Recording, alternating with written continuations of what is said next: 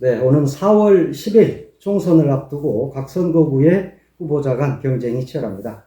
광주 동남 갑 지역구도 입지자가 유권자들에게 더 다가가기 위해서 많은 노력을 기울이고 있습니다. 오늘은 민주당 이재명 대표 정무특보 광주 동남 갑 정진욱 예비 후보를 만나보겠습니다. 네, 정진욱 특보님 안녕하십니까? 예, 안녕하십니까. 정진욱입니다. 네. 어제 이낙연 민주당 전 대표가 탈당했습니다. 예, 정진욱 후보께서 굉장히 좀 세게 성명을 내셨더라고요. 규탄 성명 그러셨던데요. 맞습니다. 이낙연 대표의 탈당은 12.12 사건이 어떤 전두환의 반란 행위인 것처럼 정치적 반란 행위다. 예, 제가 그렇게 규정을 했고요. 네. 또 함께 탈당한 또 3인들이 있지 않습니까? 그렇죠. 예, 그분들을 통해서 보면 이분들이 탈당의 명분 여러 가지 내세우고 있지만 결국 그것은 공천, 당선, 오직 그거 하나다. 왜냐면은 원래 4인이었지 않습니까? 그렇죠. 예, 윤영찬 의원이 이런 이유를 댔습니다. 민주당에는 고 김대중 노무현 대통령의 가치가 너무나 진하게 배어 있어서 도저히 버릴 수가 없다. 네. 예. 근데 이제 그 배경을 보면 우리가 잘 알다시피 현근택 변호사가 좀 사건에 휘말리면서 혹시 컷오프 될지 모른다. 네. 예, 이런 전망이 나오니까 그러면 나한테 기회가 있겠지. 그러니까 이분들의 민주당 이재명 대표에 대한 비판이라든가 또는 탈당이라든가 이런 게 결국 뭐겠습니까? 다음번 자기들이 갖고 있는 원칙과 상식에서 대원칙, 저는 그게 나는 국회의원이 돼야 된다. 네. 그게 원칙이라고 하거든요. 네, 네. 그걸 지금 관철하기 위한 게 아닌가 네. 싶습니다. 네. 그래서 정계에서 은퇴하시라 이렇게 요구하셨더라고요. 그렇습니다. 지금 국회의원 5선을 민주당에서 했고요. 또 호남 몫으로 국무총리를 하고 이런 그야말로 민주당의 모든 호사를 다 누린 분이 이제 느닷없이 우리 정치에서 다당제가 중요하다. 지금 우리의 가장 핵심적 정치적 목표는 뭐겠습니까? 윤석열 정부로부터 우리가 잃어버린 정권을 빨리 탈환해 오는 것. 네. 그래서 나라를 정상화시키는 것인데 엉뚱한 이야기를 하고 계셔서 네. 이제 정치적 시한 또는 정치적 효용 기간이 저는 끝났다고 보고 네. 예, 정계에서 이제 은퇴하시라고 그렇게 네. 예, 요구를 했습니다. 네. 우리 정진욱 후보의 이야기를 듣고 좀 은퇴하셨으면 좋겠어요. 은퇴하셔야 됩니다. 네. 예. 그래요. 이재명 당 대표를 직접 모셨잖아요. 예, 예전부터 그렇습니다. 오랫동안 이렇게 대변인으로 예. 이렇게 수행하시면서 모셨는데 그분께서 정말 이렇게 막 이 테러를 당하셨을 때 심경이 정말 좀 너무 안 좋으셨을 것 같아요. 저는 그 방송 보면서 정말 혹시 돌아가시지 않을까. 네. 예. 그래서 이제 나중에 제가 정청래 최고위원님, 또 박찬대 최고위원님, 또 조정식 사무총장님 이렇게 뵙게 됐거든요. 그래서 여쭤봤더니 조정식 사무총장님이 이제 가까이 계셨는데 정말 그 자리에서 자기가 얼마나 놀랐는지, 그리고 또 진짜 천우신조다. 정말 그 와이셔츠 없기 때문에 살았다는 거거든요. 그리고 이제 또 바로 그 옆에 있었던 천준호 의원님께서 지혈을 하시고 또 그 현장을 유사명 총경께서 이제 잘 정리를 하시고, 그래서 이제 이재명 대표님께서 말씀하시길 국민이 살렸다 그러는데 진짜 부산대 의료진, 또 서울대 의료진, 또 소방 관계자 모든 분들이 이재명 대표님 살렸다 그렇게 보고요. 저는 이재명 대표님께서 국민이 살린 목숨이니까 국민을 위해서 헌신하겠다 이 말씀이 참 가슴에 와닿았습니다. 네, 지난해 12월에 출판 기념회 하셨죠. 예. 그때 그 행사장 일대가 마비됐다 이런 얘기가 있더라고요. 정청래 최고위원 말씀에 의하면 자기가 평생에 출판 기념회 다녀봤는데 이렇게 많은 사람들이 와서 성황인 건 처음 봤다. 예. 이런 말씀 하시고 새날 유튜브에 가서도 또 똑같은 말씀을 하시더라고요. 네. 그래서 많은 분들이 성원해 주셨습니다. 그때 우리 그러면 저도 갔었어요. 오셨죠. 그런데 빨리 나와야 되는데 예. 못 나왔어요, 저가. 예. 네, 그래서 차가 너무 막혀가지고 그러니까요. 그래서 제가 어쩔 수 없이 끝까지 있었습니다. 그것 때문에 계속 계셨나요? 감사합니다. 그래가지고요.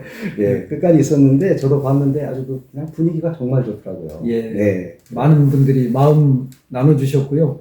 제가 이제 지금 전화는 다 드리고 있는데 아직까지 전화 못 받으신 분들 섭섭해하지 마시고 네. 네, 언젠가 전화 갑니다. 네. 감사드립니다. 그럼요. 그렇게 나를 성원해주고 그럴 때는 정말 꼭 감사 인사 드려야 됩니다. 그럼요. 예, 예. 예. 그런 모습이 정말 참 정치인의 모습이에요. 예, 네, 네. 저 항상 은혜 갚고 우리 주민들의 사랑에 보답하는 정치하겠다고 다짐하고 있습니다. 네. 예, 그리고 또 광장 토론회도 한 20회 정도 하셨어요. 예, 그렇습니다. 단식 중에도 하셨고. 예, 단식 때 이제 시작을 했거든요. 아, 예. 그러니까 제가 이제 단식 때 3일째 되는 날 그때 이제 대표님께서 7일째였거든요. 네. 근데 대표님이 조금 상황이 더 어려워지기 전에 가서 뵙고 와야겠다. 또 뭐 어떻게 보면 동지의 어떤 마음을 나누고 또 뭐 저희가 뭐 응원이랄까요? 이런 걸 하고 싶어서 이제 올라갔거든요. 네. 가서 이제 격려 말씀도 듣고 하는데 제가 5.18 광장에서 하고 있다는 걸 대표님께서 너무 명확히 알고 계신 거예요. 그래서 거기 5.18 광장에서 하지요? 이러시더라고요. 그래서 내려오면서 이게 그냥 단식만 할 게 아니고 우리 지역민들하고 뭔가 의미 있는 대화를 나누는 시간을 가졌으면 좋겠다. 예. 근데 이제 단식하면 제 몸이 버텨줄까 약간 걱정은 있었는데요. 거기서 이제 시작해서 13차례 네. 거기서 했습니다. 그래서 지역민들 많이 오셔가지고 같이 뭐 재밌는 이야기도 나누고 또 서로 응원도 하고 또 우리 정치인 현안에 대해서 또 목소리도 높이고 이렇게 했는데 끝나고 나서는 이제 지역으로 와가지고 네. 예, 지역에서 이제 또 우리 지역 현안을 가지고 하는데 오시는 우리 지역분들의 어떤 정치적인 식견이나 수준이 너무 높아서 정말 정치인이 준비 잘하고 우리 국민의 수준에 맞는 정치인이 되야겠다 새삼 다짐하고 있습니다. 예.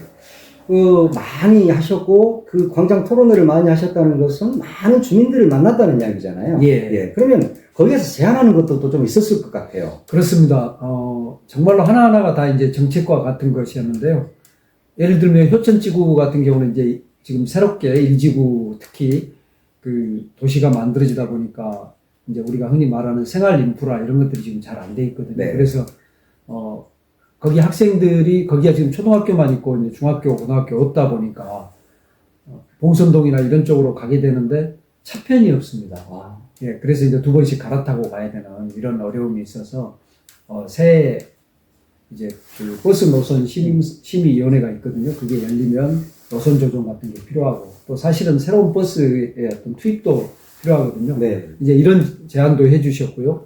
또 푸른길에서도 했습니다. 푸른길 했을 때 정말 많은 분들이 관심 가지고 참여해 주셨고 네. 했는데 그때 이제 푸른길의 리모델링이라 할까요? 네. 예, 푸른길이 굉장히 좋은 길이지만 또 조금 더 활력 있는 길로 만들어서 푸른길의 어떤 지선이랄까 이런 어떤 연장선들을 만들어내자 이 아이디어가 저는 굉장히 다가왔고요. 네. 또 맨발 걷는 황토길을 푸른길의 일정 구간에 좀 해보자 이런 제안도 저는 좀 바로 실행하면 어떨까. 뭐 예산의 문제가 있겠습니다만 새해에는 좀 반드시 했으면 하는 바람입니다. 네. 거기에 그 푸른길에서 할 때 패널 저였어요. 예, 맞습니다. 그렇죠. 그때 오셔가지고 아주 고견을 그러고 보니까 제가 너무 정진우 후보를 좋아하는 건가?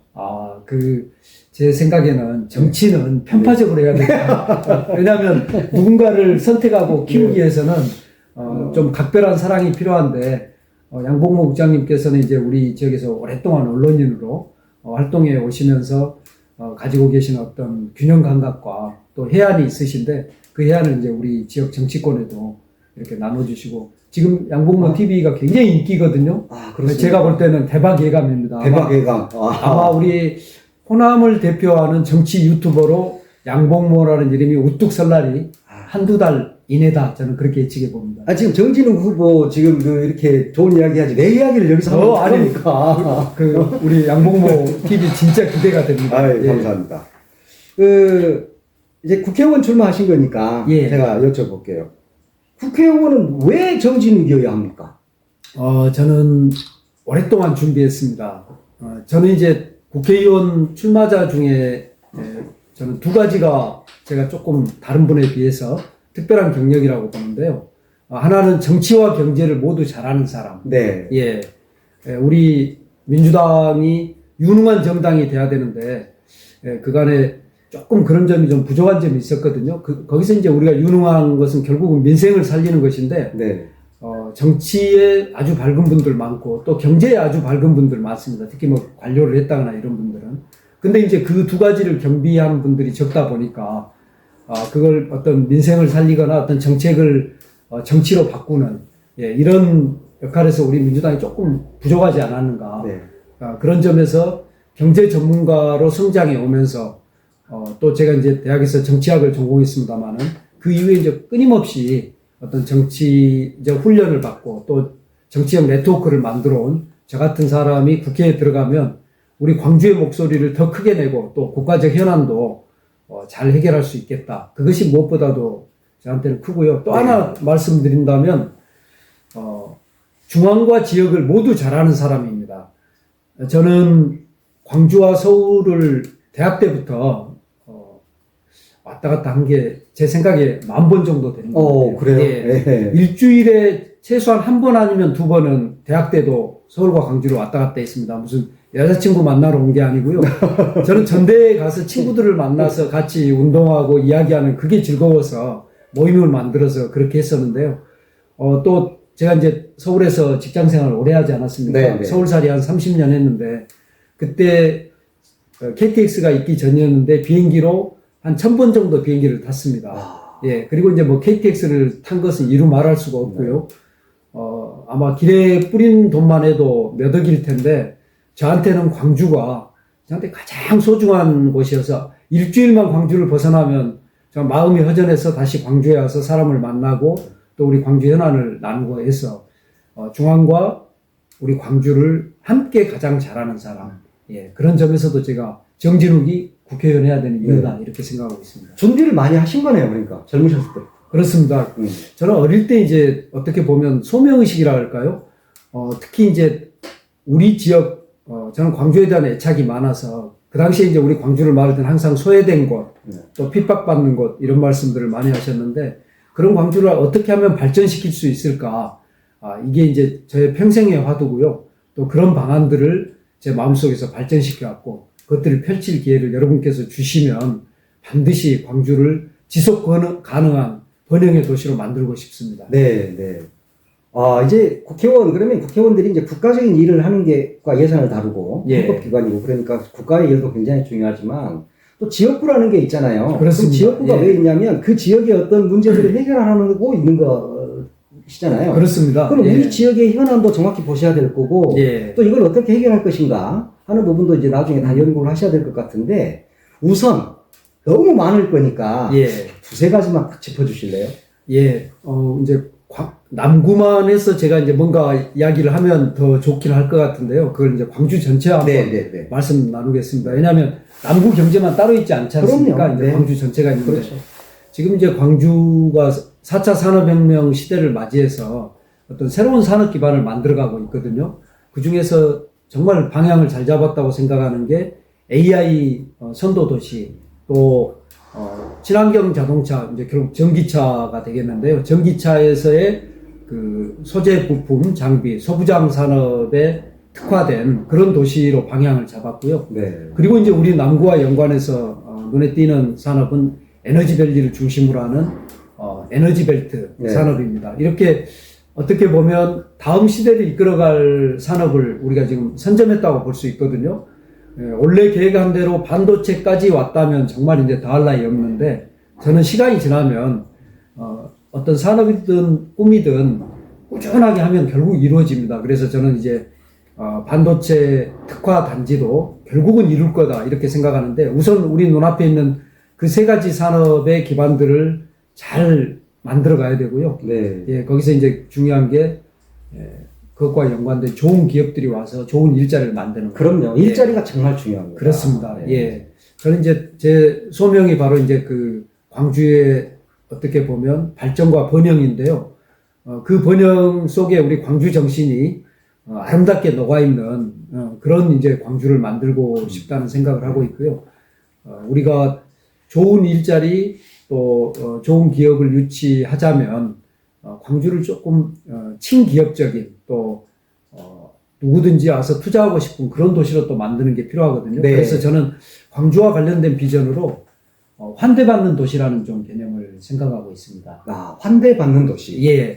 이제 광주에 투자하려고 하는 그 기업가분들, 제가 이제 CEO들을 많이 만났지 않습니까? 근데 그분들이 좀 광주에 대해서 겁을 먹습니다.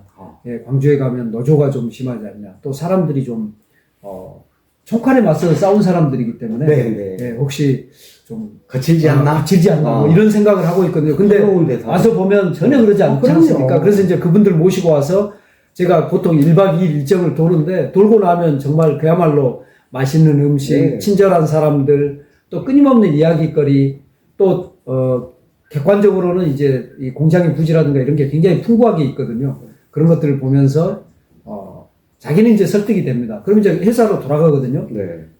사실 이제 그 비화인데, 제가 이제 SK 하이닉스를 한번 광주에 유치하려고, 지난 대선 기간 중에 좀 뛰었었는데요. 네. 그때 경영진들의 동의를 거의 받아냈습니다. 그런데 마지막 순간에 직원들에게 광주에 가면 어떠냐, 이제 이런 이야기들을 해야 되지 않습니까? 그렇죠. 이제 그 순간에 다 우리가 사직하겠다. 우리는, 천안 밑으로 내려가면 갈 수 없다. 이제 이런 이야기를 했거든요. 그때 이제 제가 들었던 생각이 이렇게 좋은 기업들이 어떤 거리감 때문에도 못 오지만 또, 마음의 거리도 있거든요. 그렇습니다. 물리적 거리 말고도. 예. 그러면 마음의 거리를 어떻게 좁힐까? 광주에 가면 일단 아이들 키우기가 좋다. 또 교육이 잘 돼 있다. 그런 것만 해도 사실은 올 수 있거든요. 네. 그리고 이제 나아가서 사람들이 오든지 또는 투자가 오든지 그걸 환대하는 도시를 만들면 좋겠다. 그런 생각이 들어서 이제 환대받는 도시. 예, 그런 개념을 생각하게 됐고요. 우리 광주가 장기적으로 정말 지속 가능하면서도 번영하는 도시로 만들려면 저는 어떤 광주의 이미지가 환대받는 도시의 이미지를 만들면 좋겠다. 그런 게 어떻게 보면 현안이기도 하고 또 장기적 과제이기도 하고 그럴 것 같습니다. 네.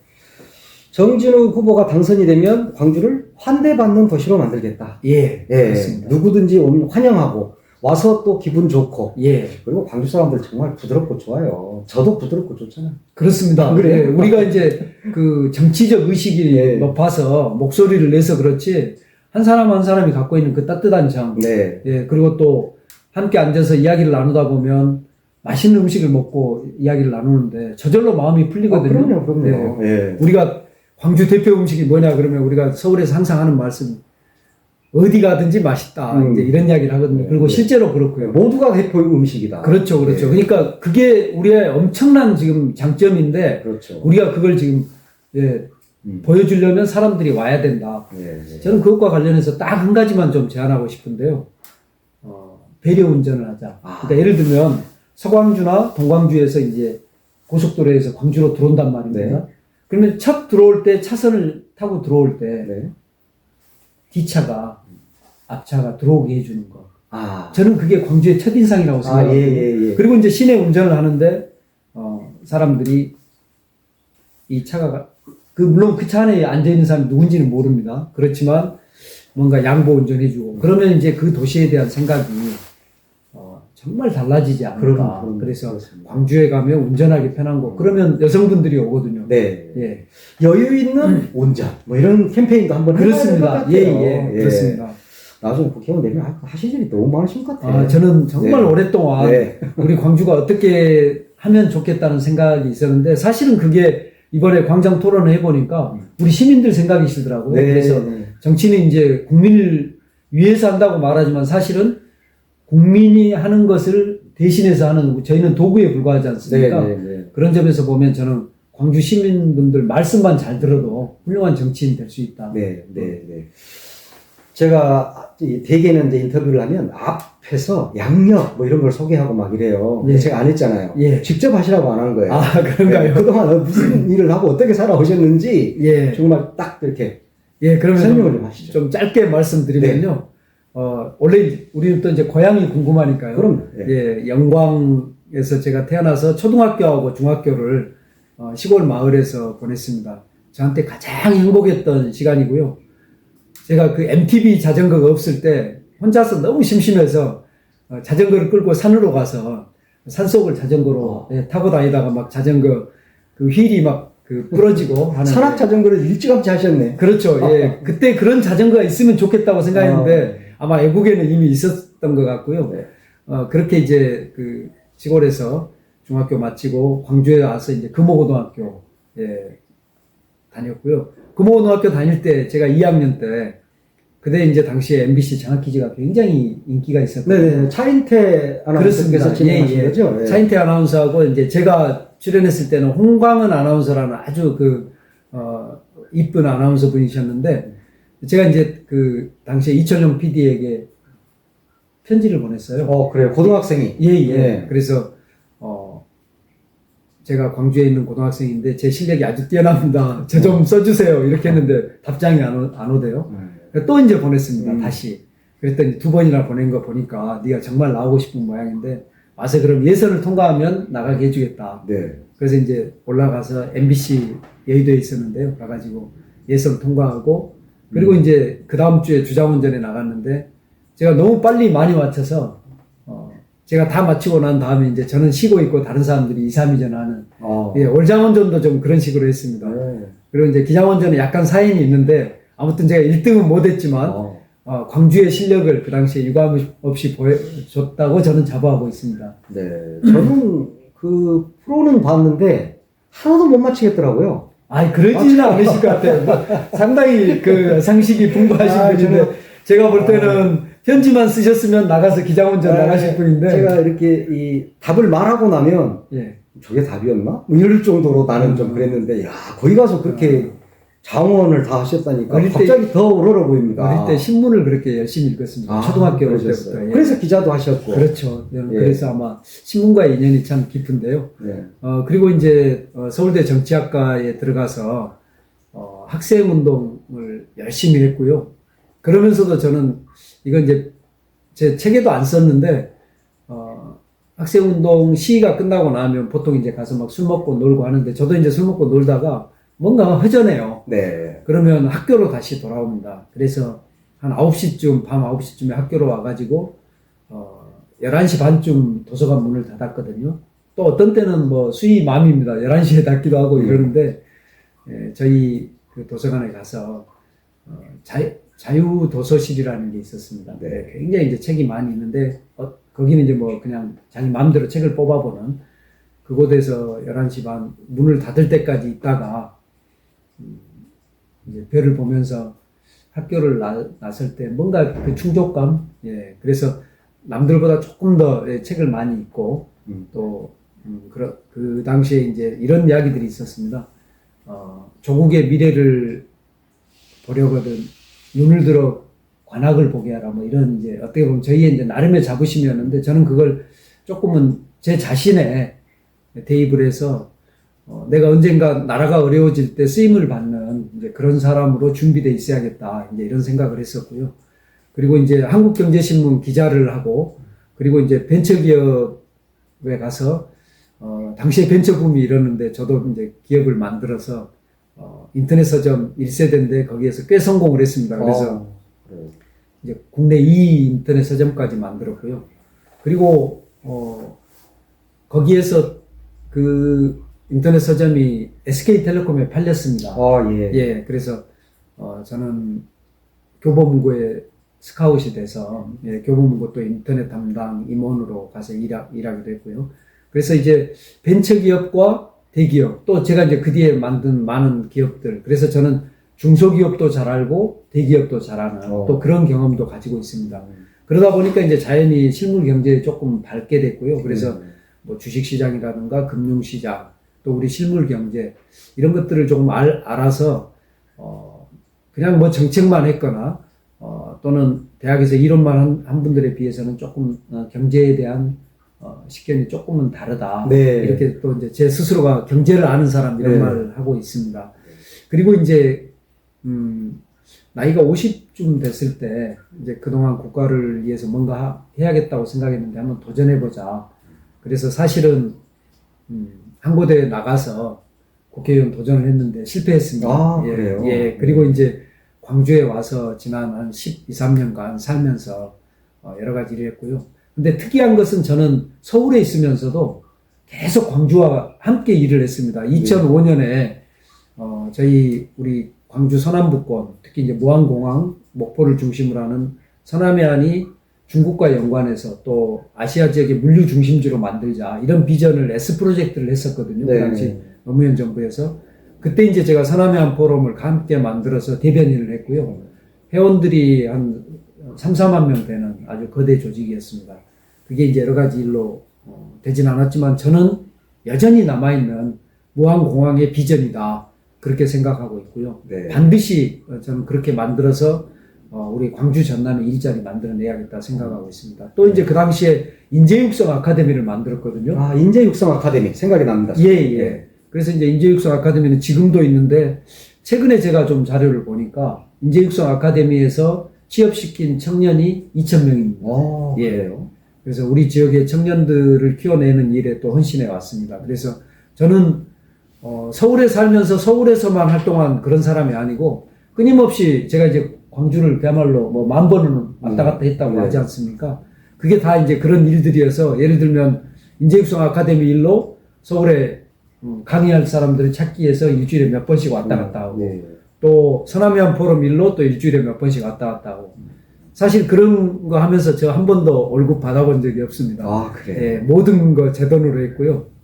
여태까지 공적 활동하면서 누군가로부터 뭐 돈을 받아보거나 이런 적이 없는 것 같아요. 지난 대선 때 이제 우리 이재명 대표님 모시고 대변인 그렇죠. 하게 됐습니다. 그래서 대선 경선 때 대변인, 또 본선 때 대변인, 또 개항을 국회의원 선거인데 대변인 맡으라고 그래서 이제 저는 대변인이 많이 있을 줄 알았거든요. 네. 그래서 가보니까 저 혼자서 대변인을 했고요. 예. 그리고 이제 당대표 선거 때 대변인인데 이 4번의 선거 치르면서 혹시 제가 캠프로부터 얼마 받았는지 아십니까?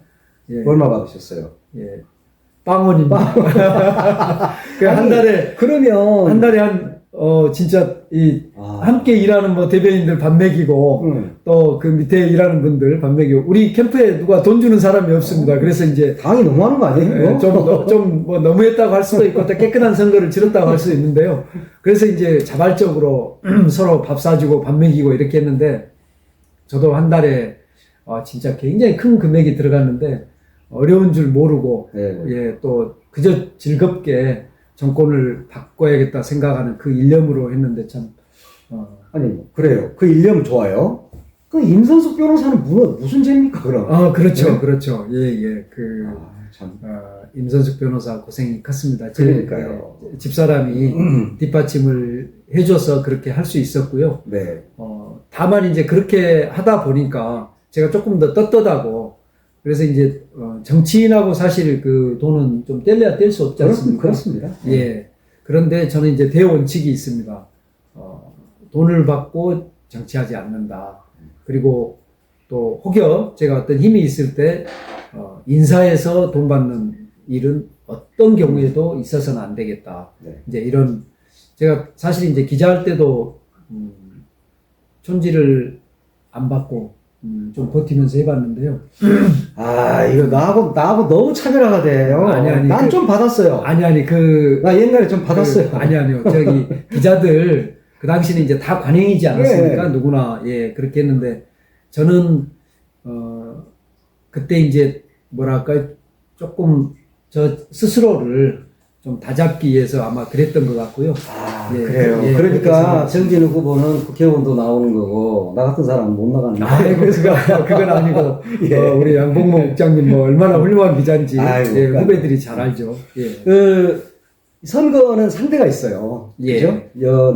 지금 동남 갑계의 경우도 현역 의원도 있고 또 그 외에도 서너 명이 또 붙는단 말이에요. 예.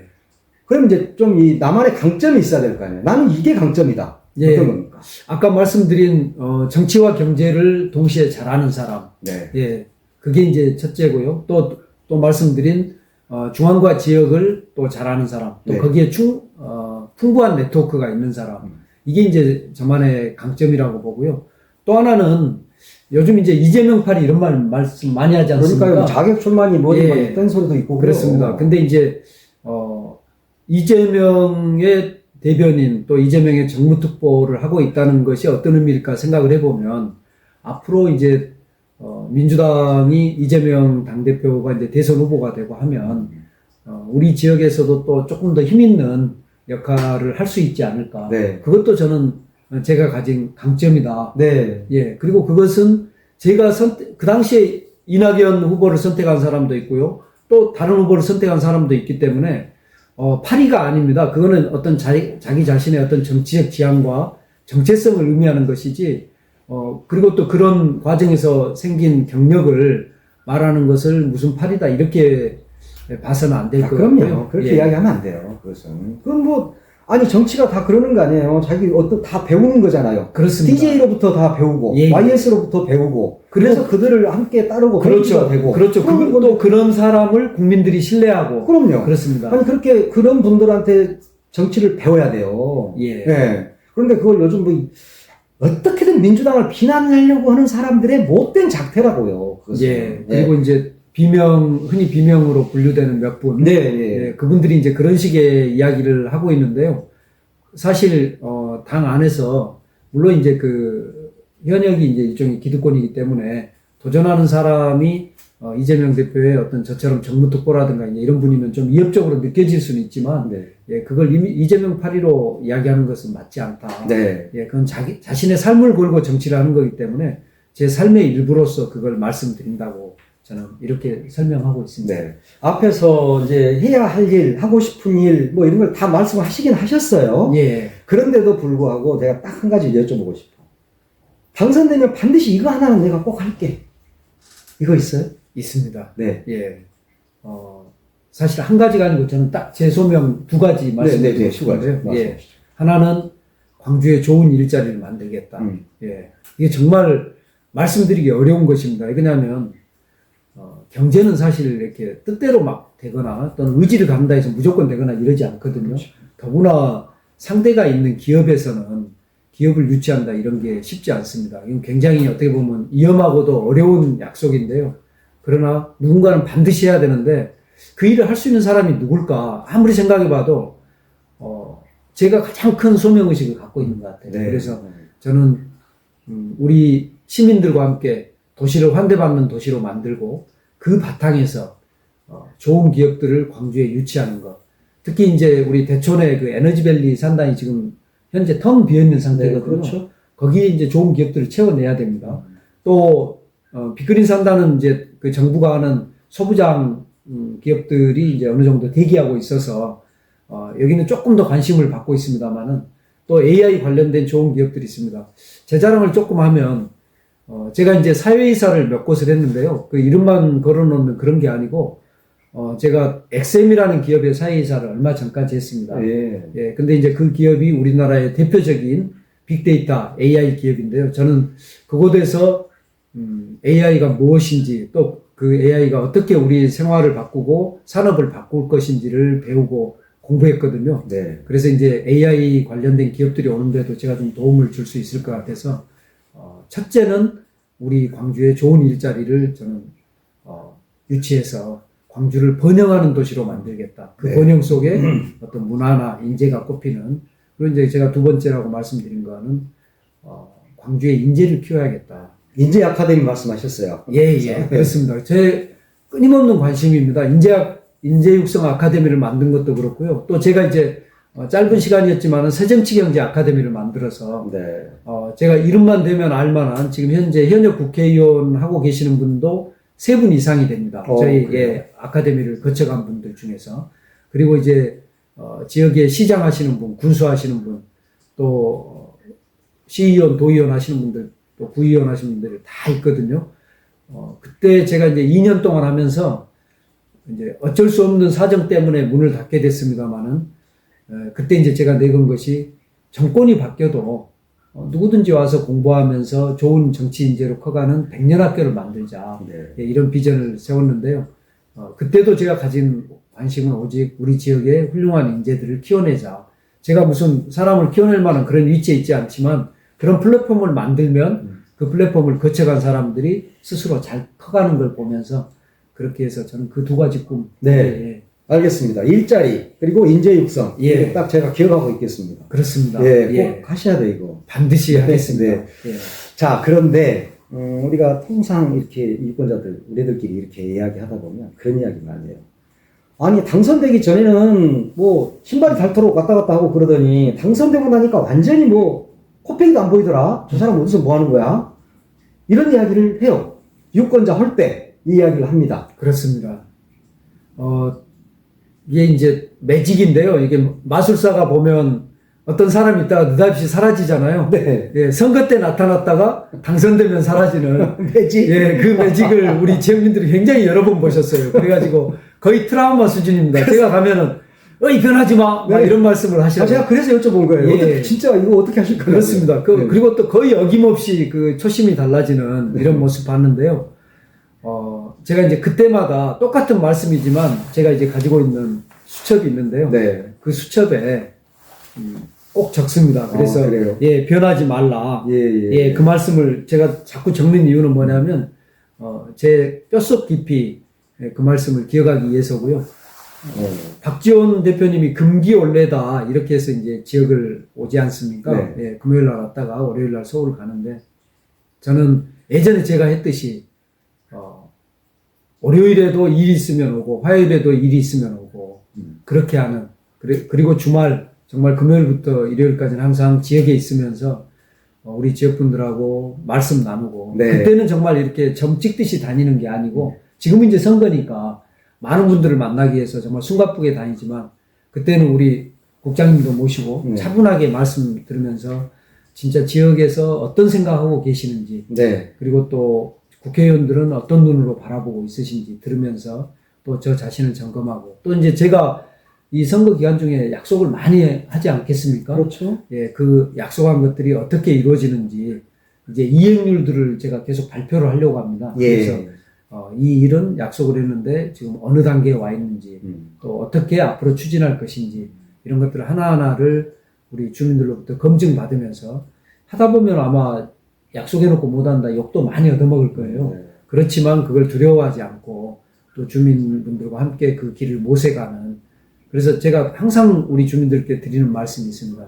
언제나 여러분 든든한 형제처럼 친구처럼 옆에 있겠습니다라고 하는 것이 그 상처받은 마음, 예, 그 매직을 보여주는 그분들로부터 상처받은 그 마음 네. 제가 치유하고 또 실제로 항상 곁에 있으면서 말씀 듣겠습니다. 그래요. 그러니까 딱 결론은 하나. 정진욱은 국회의원에 당선이 돼도 유권자 확대하지 않는다. 그렇습니다. 그거죠? 예, 예. 그렇죠. 아니 홀때는 생각할 수도 없고요. 아, 근데 제가 예. 그걸 여쭤본 거예요, 지금. 예, 예. 그렇습니다. 안 하실 거죠? 그렇습니다. 네, 주민들 곁에 계실 거죠? 곁에 있고 또 주민들의 말씀을 실천하는 것이 제 정치입니다. 네네. 예. 그래요.